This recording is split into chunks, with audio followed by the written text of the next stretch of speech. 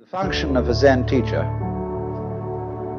is to put his students in all kinds of situations where in the normal course of social relations they would get stuck.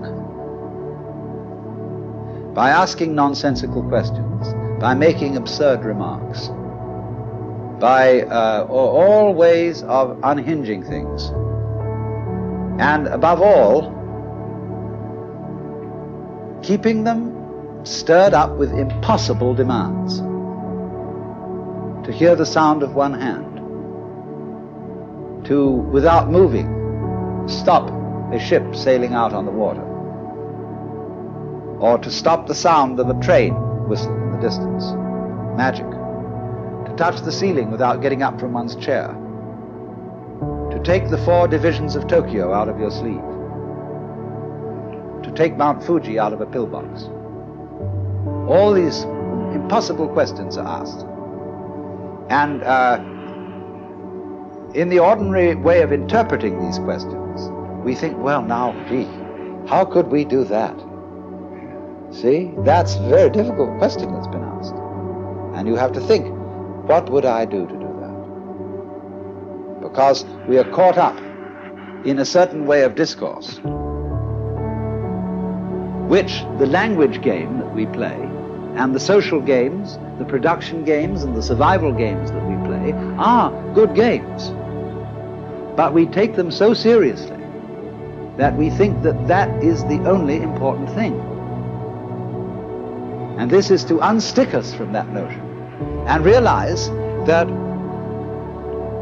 it would be just as good a game to drop dead now as to go on living. Is a lightning flash bad because it lives for a second as compared with the sun that goes on for billions of years?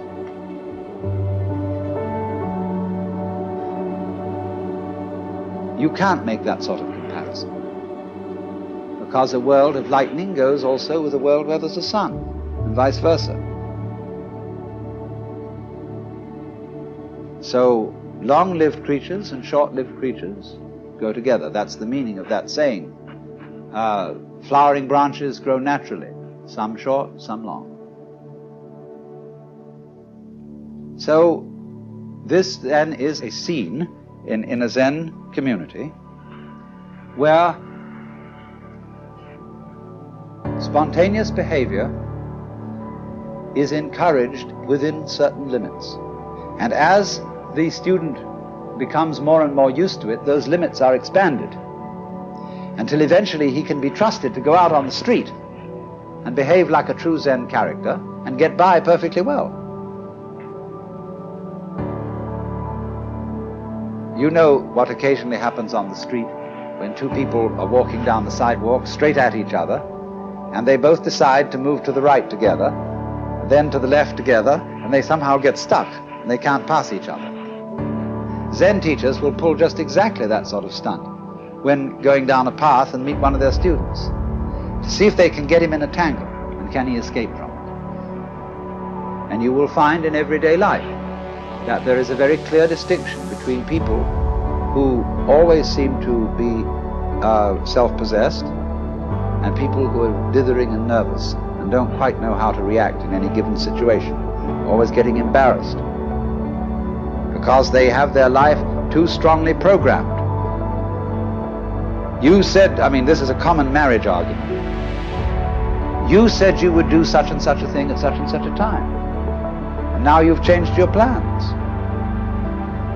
Not that the change of plans really caused any inconvenience, but just the feeling that when you say you will do something at a certain time, you ought to do it at that time, come hell or high water.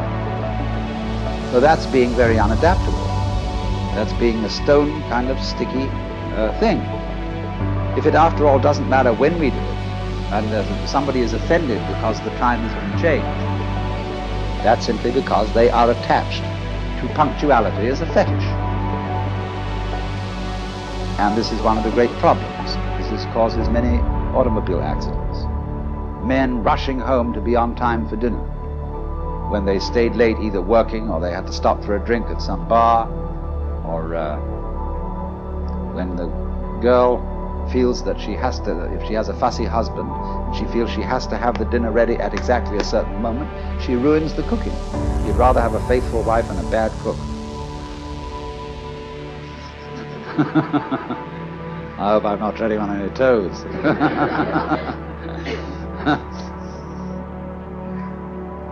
So, you see, we spend an awful lot of energy trying to make our lives fit images of what life is or should be, which they could never possibly fit. So, Zen practice is in getting rid of these images. But it's so explosive socially to do that. And it so worries people. They get vertigo, they get dizzy, they don't know which end is up. And this happens, you know, if you've ever been in one of those blab lab sessions, where they call them tea groups, I think, or something like that, where the people gather together without any clear idea of what this gathering's about. They know it's somehow self-exploration, but just how do you begin on that? And so somebody starts to push his idea, and then somebody else says, well, why are you trying to push your idea on us? And then they all get into an argument about the argument. And the most amazing confusions come about, but sometimes they all see what idiots they're being. And then they learn to live together in a really open and spontaneous way. There was a very interesting dinner party once where a Zen master was present, and there was a geisha girl who served so beautifully and had such style that he suspected she must have some Zen training. And after a while, when she paused to fill his sake cup, he bowed to her and said, I'd like to give you a present. And she said, I would be most honored.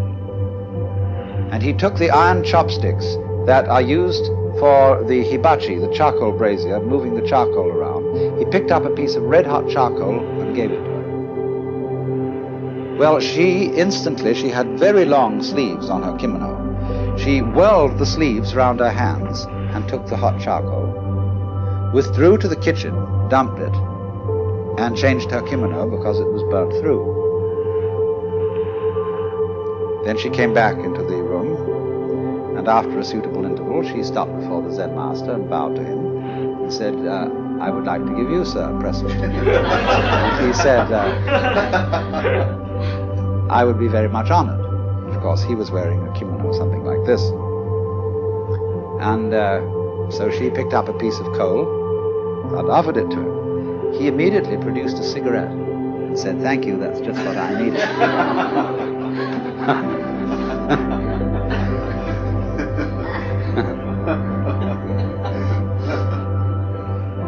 Now, you know, in the same way that we have this in our culture, certain people who are comedians, who know how to make jokes and gags in a completely unprepared situation, face them with anything, and they somehow come through. So that is exactly the same thing in a special domain as Zen. Only the master of Zen does this in every life situation. But the important thing is to be able to do this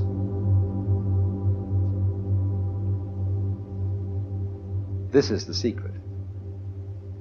You must remember, you can't make a mistake. Now, that's a very difficult thing to do. Because from childhood up, we have had to conform to a certain social game. And if you're going to conform to this game, you can make mistakes or not make mistakes. So this thing has gone into us all the time. You must do the right thing. There's certain conduct appropriate here, there's certain conduct appropriate there. And that sticks in us and gives us a double self all our lives long, because we never grow up. Do you realize that the whole of life plays a game, which is a childhood game? There are three kinds of people: top people, middle people, and bottom people.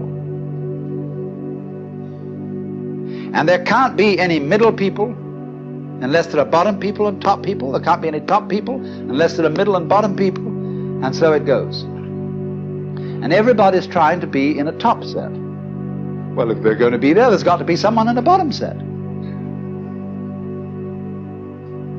And the people who do the right thing and the people who do the wrong thing. Here in Sausalito, we have this very, very plainly. There are the right people, the nice people who live up on the hill. Then there are the nasty people who live down here on the waterfront, and they grow beards, and they wear blue jeans, and they smoke marijuana, and whereas the other people on the top of the hill drive Cadillacs and have wall-to-wall carpeting and nicely mowed lawns, and their particular kind of poison is alcohol. Now, the people who live on the top of the hill know that they're nice people. But they wouldn't know they were nice people unless they had some nasty people to compare themselves with. Every in-group requires an out-group, whereas the nasty people think they are the real far-out people, whereas those people, those hillbillies, are squares. And they wouldn't be able to feel far out unless there were squares. See? These things simply go together. But when that is not seen, we play the games of getting on top of things all the time. And so we're in a constant state of competition as to, if it's not I'm stronger than you, it's I'm wiser than you, I'm more loving than you, I'm more tolerant than you, I'm more sophisticated than you. It doesn't matter what it is, but this constant competition is going on. In terms of that competition, we can, of course, lose place and in that sense make mistakes. But what a Zen student is a person who is not involved in the status game. That's the real meaning of a monk. He is not keeping up with the Joneses. And to be a master, he must get to the point where he's not trying to be a master. The whole idea of your being better than anybody else simply doesn't make any sense at all. It is totally meaningless.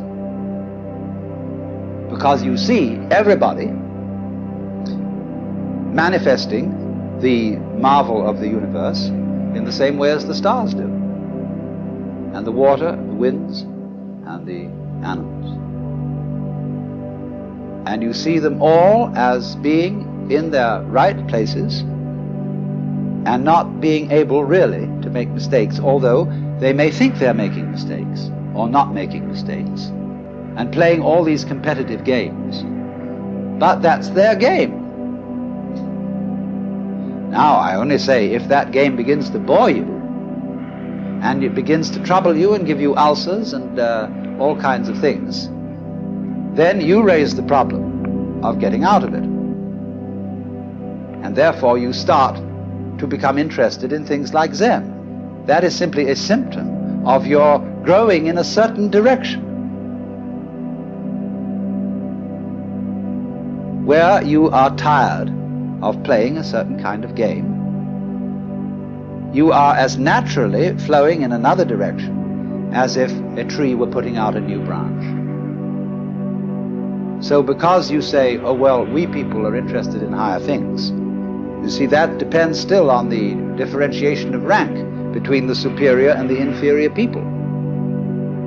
But when you begin to see through that and grow out of that, you don't think anymore of this superior and inferior classification. You don't think we are spiritual people who attend to higher things as distinct from these morons who are only interested in beer and television. This is simply our particular form of life. Like there are crabs, and there are spiders, and there are sharks, and there are sparrows, and so on.